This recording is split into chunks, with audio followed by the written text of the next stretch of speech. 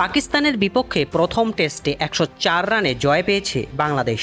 স্বাগতিকদের দেওয়া 268 রানের লক্ষ্য তাড়া করতে নেমে 163 রানে অল আউট হয়ে যায় সফরকারীরা। পাকিস্তানের হয়ে এদিন সর্বোচ্চ রান করেন আবদুল্লাহ ফজল।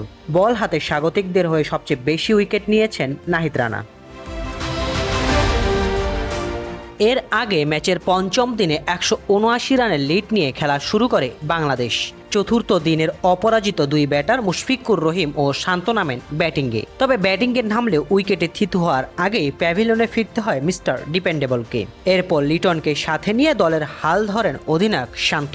তবে স্কোর বোর্ডে মাত্র 26 রান যোগ হতেই হাসান আলীর কাছে তালুবন্দী হতে হয় তাকে। আউট হওয়ার আগে তার উইলো থেকে আসে মাত্র 11 রান। লিটন আউট হলে কিছুটা প্রতিরোধ গড়ার চেষ্টা করেন অধিনায়ক শান্ত ও মেহেদী হাসান মিরাজ। তবে ব্যক্তিগত 87 রানে লেগ বিফোরের ফাঁদে পড়ে শান্ত আউট হলে ধস নামে টাইগার ব্যাটিং লাইন আপে।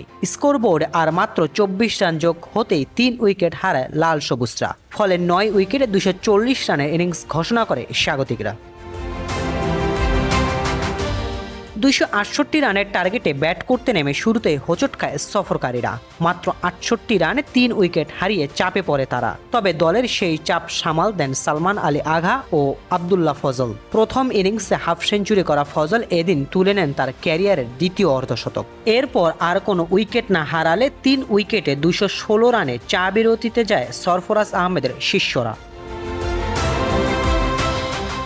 বিরতি থেকে ফিরে হঠাৎ যেন তাদের ব্যাটিং লাইন আপে ঘটে ছন্দপতন। স্কোর বোর্ডে মাত্র 2 রান যোগ হতে আবদুল্লাহ ফজলের উইকেট হারায় তারা। এরপর রেজওয়ানকে সাথে নিয়ে জুটি গড়ার চেষ্টা করেন সালমান। তবে তাসকিন আহমেদের একটি দুর্দান্ত ডেলিভারিতে স্লিপে ক্যাচ তুলে দিয়ে সাজঘরে ফিরে যান তিনি। এরপর নাহিদ রানার বোলিং তোপে আর কোনো ব্যাটার দাঁড়াতে না পারলে 104 রানের বিশাল জয় পায় বাংলাদেশ। টাইগারদের হয়ে এদিন ক্যারিয়ারের দ্বিতীয় ফাইফার তুলে নিয়েছেন স্পিড স্টার নাহিদ রানা।